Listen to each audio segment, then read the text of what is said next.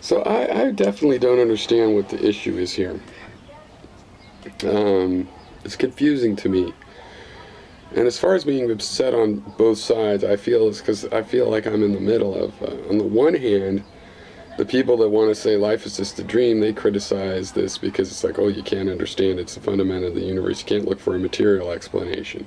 And people that believe in material feel like, oh, well, that question is for the magical world people. So, if you even try to ask it, you're asking the question the wrong way. Okay, and so what I don't get is that, like, Trick shows me a video of a chemical reaction or something. Okay, he's saying that the paramecium is just like any other pile of chemicals reacting. Well, no, it seems to have an internal state. I don't see how you could say it doesn't at least have some sort of computational information processing system, because that seems to be required to behave that way. But still, regardless of that, I mean, Trick thinks that's what humans are. So, okay, you're saying the paramecium is just a chemical thing, the human is, oh, it's just a chemical thing. So where's the distinction? Why am I getting in an argument about it having this illusion of awareness? We have an illusion of awareness. It's an illusion. So couldn't it have that illusion? Where is the distinction? And this is a big part of this, and why I think human exceptionalism, does play a role in this, because I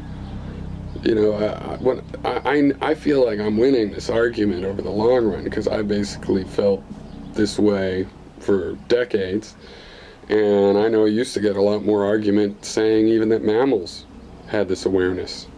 People are like, no, but it screams in pain, doesn't it? It looks sad. Oh, it's just a stimulus reaction.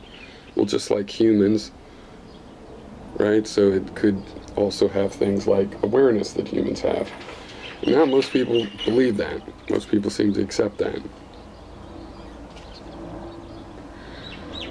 But people want to make the threshold humans, or no, maybe just mammals. Okay, no, vertebrates. They want to draw this line. You can't just arbitrarily pretend as if you knew how this all worked. We don't know how this works. We're investigating phenomena. And the whole idea that living phenomena look just like chemicals when you light them on fire. No, they don't.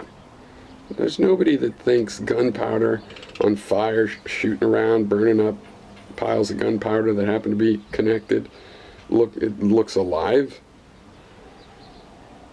Right? Show me a chemical reaction and do the same thing I did, and ask me, there's a part of this chemical reaction where it looks aware.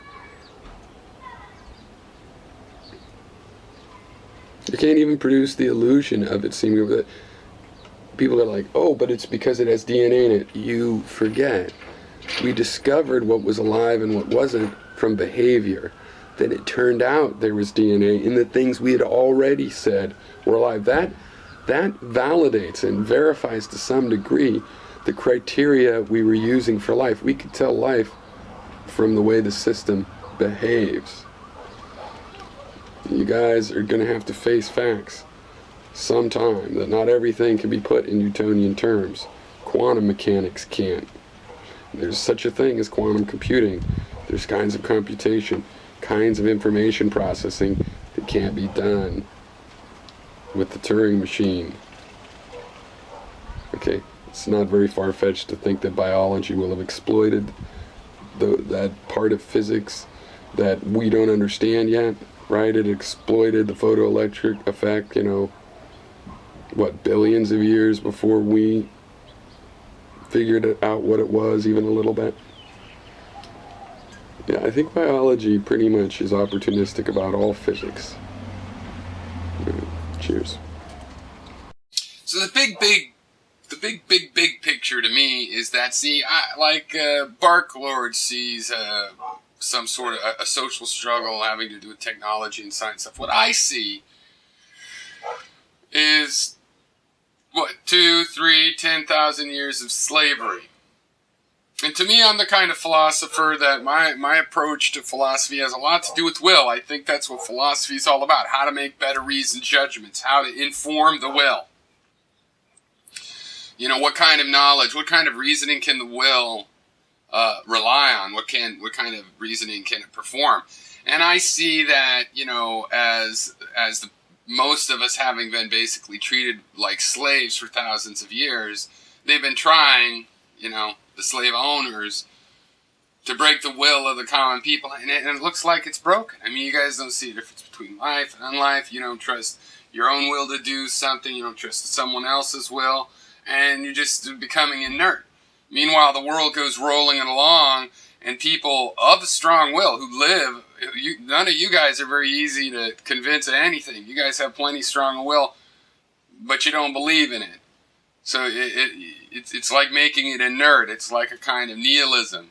There's nothing you can do, nothing you could do. See, to me, it's like you bite the head off of that snake and you keep going.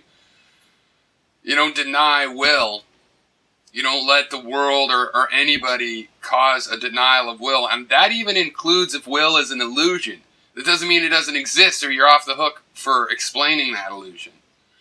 So to me, that's the real issue. It's not just about parameciums being alive, but it's about yourself, the image you have of yourself and your own capabilities in the world. And frankly, I think it's weak to the point of being an illness when you don't think that will can do anything in the world.